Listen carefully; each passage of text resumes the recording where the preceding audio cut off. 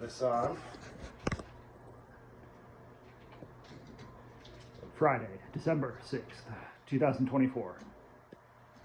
Circle primer.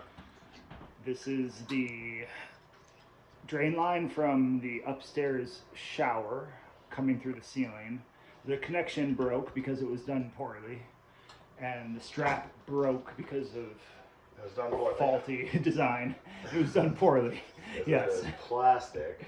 So, resulting in a leak and a break of the line, which resulted in destruction of the drywall ceiling and waterlogging the LED ceiling light. So we're going to repair it and then wait a month or two and then eventually put a new piece of drywall up. Jesse's gonna love that. We'll keep you posted. Bye now.